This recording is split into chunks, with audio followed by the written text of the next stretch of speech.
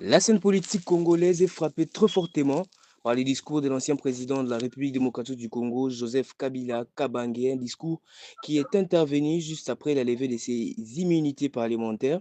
Ce discours qui fait parler, ce discours qui a touché exactement plusieurs points sociaux, politico-administratifs de la RDC, la gestion et la crise du gouvernement actuel. Mais que pensent d'autres acteurs politiques actuels?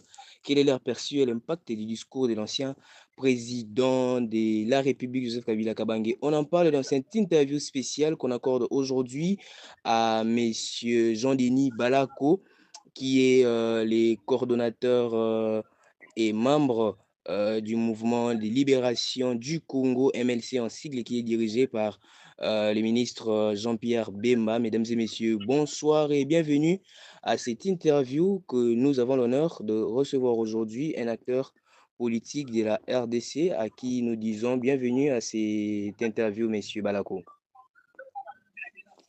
Merci. Je vous remercie pour l'invitation.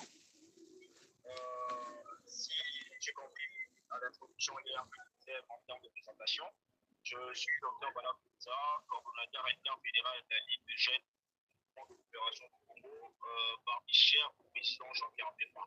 Merci. Merci beaucoup pour cette petite rectification. C'est pour nous un honneur de vous recevoir. Comment allez-vous? Grâce au bon Dieu, nous allons. Merci beaucoup. Nous allons parler autour du discours qui fait parler aujourd'hui, qui enflamme la toile. C'est lui de l'ancien président de la République, Joseph Kabila Kabange, qui est intervenu, comme je l'ai dit justement, après sa levée des immunités. Comment vous l'avez perçu? Premièrement, je dirais que c'est un non-événement. C'est un non-événement du discours de l'ancien président. Là, c'est un non-événement. Mais si je vais être avec l'approche sociologique du matage pour donner mon point de vue, je vais aborder cela à deux points, à des niveaux, en termes de forme et de fond. En termes de forme et de fond, en termes de posture, je vais estimer mes regrets. Comme voilà, on a dit Joseph Kabila, ancien président plus performant en termes de la lecture, de la compréhension et de la citation de mots qu'un président. Donc, on voulait bien avoir un président euh, qui était au point en termes de lecture et en termes de posture. Vous n'allez pas me contredire qu'on a connu un Kabila moins performant en termes de lecture, en termes de cohésion, en termes d'affinité entre ce qu'il lit et ce qu'il est en train de dire et ce qu'il est en train de réfléchir. Donc, il a fait au moins quelque part, mais hélas, c'est déjà dommage parce que on voulait bien que cette posture qu'il exerce en tant que président, mais aujourd'hui, il est peut-être performant comme ancien président en termes de discours. On a compris qu'il a compris la leçon de la vie, il a embrassé la fac, ça, à moins que vous soyez diable pour ne pas l'accepter. Mais hélas, ça va plus apporter en plus pour le Congolais, simplement du fait qu'il doit oublier Kabila, président de la République. Donc, en termes de forme, de posture, on peut dire qu'on a vu un ancien président plus intelligent que président Kabila. Donc, un ancien président Kabila performant en termes de lecture et en termes de cohésion, en termes de réflexion, en termes de logique, en termes de prononciation de mots socio-juridiques. Là, en termes de scientifique, on a dit qu'il a fait un beaucoup de pas qui, hélas, ne va pas produire simplement du fait qu'on ne verra plus Kabila, président de la République démocratique du Congo.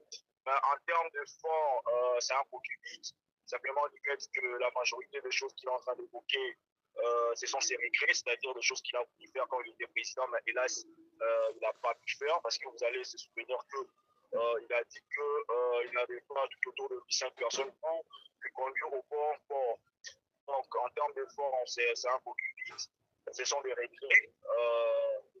Les accusations qu'il semble dire, c'est simplement du fait que je pense qu'il a fait beaucoup des années à l'extérieur du pays. Je ne sais pas quand est-ce qu'il a quitté. Et il n'a pas la réalité à main à produire le tableau de Kinshasa. voilà, donc en résumé, certes que nous avons des difficultés, mais nous gérons bien que Joseph Kabila. Et j'aurais aimé ou bien j'aurais souhaité que Kabila allait l'enfer chez présente au moins aux familles victimes comme la famille de Rossi Mokoni, famille de Innocent et d'autres qui ont perdu âme pour l'alternance de ces fils à la place de justifier des accords qui, hélas, le peuple congolais n'en profite pas parce qu'il a signé des accords sans, sans au préalable informer au souverain peut-être qui est le peuple congolais. Aujourd'hui, la génocité ou bien l'intelligence ou bien la grandeur ou bien, je peux dire, la sagesse politique du président de la République, Tshisekedi Tshilombo, nous pousse aujourd'hui de revenir. Donc, en résumé, je peux dire en deux points que sur le plan de forme de la lecture, M. Kabila a évolué, j'ai applaudi parce qu'il avait les éthiques, c'est quelque chose aussi de bien, mais il sait qu'il ne va pas il n'y a pas de grand ministre, parce qu'il simplement peut-être qu'on ne verra plus Kabila comme président. Mais en termes de fond, c'est un coquille, c'est un moment de récré. Il est en train de faire ce qu'on dit en meeting, à un moment de refoulement. Donc, il est en train de réfléchir si une fois je revenais ce que je pourrais faire. Ben, hélas, le train est perdu. Donc, en résumé, c'est ça, monsieur. Ouais, en résumé, c'est ça. Il regrette comme tous les autres Congolais, vous pensez? Puisque s'il est en train de regretter parce qu'il fait partie de ces Congolais qui subissent tout justement la mauvaise gestion du pays. Comment Alors, vous... de regret dans ce cas, les gens se rétrogradent. Hein. Il est en train de regretter ce qu'il n'a pas pu faire. Donc, dire qu'il a initié le pays, je dirais que c'est pas les efforts de Kabila. Nous connaissons l'histoire. Kabila n'a pas imposé le mouvement de libération du Congo en cap, il n'a pas imposé le RCD, si ce n'était pas le comité international, si ce n'était pas le souci tous de vouloir la paix pour le pays. Donc, c'est pas, il n'avait ni le pouvoir de poser à toute le parti maintenant Mais d'accord, en termes de lecture de son discours, il a évoqué, bien que ce soit des regrets, mais ce sont des points négatifs qui ne font pas évoluer les pays, en les lisant, il a proposé plus de 12 réformes de la politique congolaise qui, selon les autres analystes, pensent que ce sont des efforts qui doivent amorcer les gouvernements ou les régimes actuels. Mais est-ce que pensez-vous vraiment que ces discours-là valaient la peine d'être lus, puisque déjà là, il a évoqué plusieurs points qui doivent être revolus dans l'essence du gouvernement, puisqu'il est en train de dire qu'il a laissé une richesse à l'actuel président qui a normalement bafoué la souveraineté du peuple. Comment le pensez-vous vraiment? s'il vous plaît, je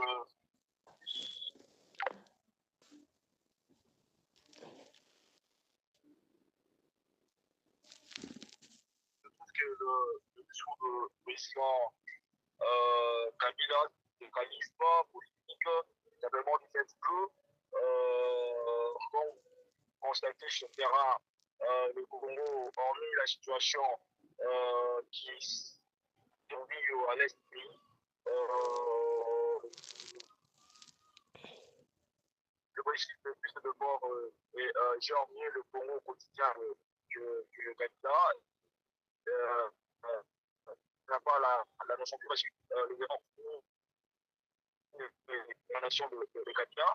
C'était son émanation, il a fait 18 ans, le devait leur est tombé pendant ces 18 ans. Donc, c'est pas d'un sommet qu'il a entré en 2018 qui est tombé en 2026 ou en 2025. Donc, moi, à sa peau, j'allais garder mon silence ignorant à la place de sortir et abolir le silence pour dire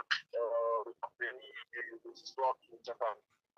Alors, il y a une sorte de contradiction dans ce qu'a dit le président Joseph Kabila hier, vendredi 23 mai, et ce qu'avait dit autrefois le président Félix Tshisekedi lors de l'Assemblée générale des Nations Unies. Le président Kabila Kabange a dit la conclusion de cet accord visait uniquement l'intérêt supérieur de la nation en établissant une coopération renforcée. Je souhaitais en effet, permettre à mon successeur d'exercer un pouvoir effectif dans la gestion des affaires de l'État. Plus important que si la faible représentation de sa famille politique au sein de la nouvelle Assemblée nationale Non, aurait pu lui. Alors, c'est ce qu'on peut retenir, c'est qu'il y avait qui veut mentir? qui veut maintenir le père parce que nous avons vu comment FCCKH a fonctionné. Nous avons vu comment FCCKH a fonctionné. Nous avons vu comment les institutions étaient. Il y a eu d'ailleurs de ministres à qui on a demandé d'exécuter par le président de la République des décisions qu'ils ont carrément bafouées. Bonne foi qu'il avait, c'était pas avoir le furieux de vouloir rendre la première institution, la présidence de la République comme marionnette. Et hélas, le président du CG, chez le politique, il a dû jouer les chiens. Donc, ce sont les règles qu'on a dit à l'introduction de mon exposé. Donc, nous avons vu, entre le tir et ce qui s'est passé sur le terrain, tout Congolais, tout Kinois en particulier, ont compris l'idée cachée de la coalition RCC-CACH. Très bien, mais est-ce qu'on peut justement juger une personne sous les rumeurs, puisque le président Kabila Kabangena dit n'avoir jamais été à Goma, le Parlement lui a jugé sous les rumeurs. Est-ce que c'est vraiment des réflexions réfléchies, si je dois les dire dans les sens? Kabila, si il pense qu'il a la vérité, il n'a qu'à venir à Kinshasa pour approuver s'il ne vient pas. Pourquoi il se sent, s'il n'est pas coupable, pourquoi ils sont gênés de venir à Kinshasa et répondre à cette tâche qui est républicaine au devant le président de sa chambre, lui, sénateur, a dit qu'il devait venir. Pourquoi le faire loi? Pourquoi, s'il ne se reproche pas, pourquoi ne pas arrêter Mais à Kinshasa en ou termes de sécurité, puisque il est déjà côtoyé de partout, en termes de sécurité, il est en train de se préserver un peu, vous ne trouvez pas? il y a une sécurité qui fait défaut.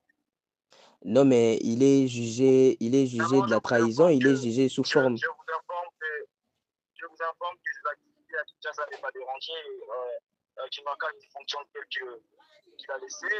Pourquoi il doit avoir Mais peur si sous il peu, pense que non, mais sous peu, sa concession de Kingakatz a été contrôlée, sa famille de Limité a été visitée, la fondation même de son père a été saccagée autrefois. Et donc, on peut conclure qu'il a bien plus peur de revenir ici dans Kinshasa pour ne pas vivre les mêmes scènes puisqu'il est convoité de partout. effectivement, les hommes d'État n'ont pas peur, surtout quand ils pensent qu'ils ont la vérité. Donc, d'autant que cette aphobie de M. Kabila, ce n'est qu'une arme qui cache la forêt. Alors, vous avez dit qu'il a reconnu ses erreurs, mais quelle est sa position actuelle vis-à-vis à l'évolution politique de la RDC? Selon votre lecture. Je suis mal placé pour parler de la position de M. Kabila, mais je pense qu'il prend une route contre l'histoire, contre l'évolution de la République, et l'histoire ne retiendra sa partition à ce moment. Très bien, très bien. Alors, que recommandez-vous aux Congolais qui veulent se fier à son discours actuellement? Je suis Congolais, je suis statisticien, je pense que la majorité des Congolais ont vécu Kabila pendant 18 ans, ils ont vu ses faiblesses, il n'est pas un donneur de leçons. Moi, un idéal ou bien quelqu'un à qui on peut donner confiance pour un tel combat. Il a prononcé un combat démocratique, il n'est pas démocrate, un combat révolutionnaire, il n'est pas révolutionnaire. Donc, peut-être lui, il a la musique au but de passer. Mais les Congolais, dans notre majorité, on ne peut pas les passer. Nous connaissons Kabila et je vois moins mal que les Congolais donnent confiance à Kabila. Très bien, les Congolais ne doivent pas donner confiance à Kabila, mais jusque-là aussi, l'évolution de la société, l'évolution de la vie sociale de la République, enfin de la RDC n'est pas toujours en train d'évoluer. Kinshasa est toujours sous l'eau, les institutions n'avancent pas. Alors, que peut-on retenir jusque-là des actes des politiques de la RDC actuellement? Non, mais dire que Kinshasa est sous l'eau, c'est une altération. Kinshasa n'est pas sous l'eau, nous battons avec des catastrophes naturelles qui est dépendamment de volonté politique. Ce n'est pas M.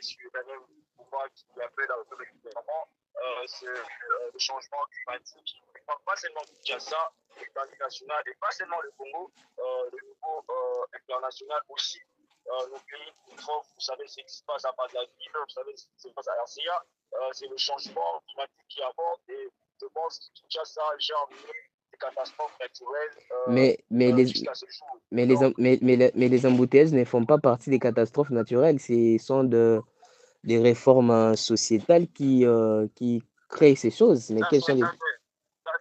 c'est une réponse, permettez-moi l'expression moins scientifique, parce que vous savez, quand il y a des catastrophes naturelles, les routes sont endommagées, et quand les routes sont endommagées, ça crée des embouteillages.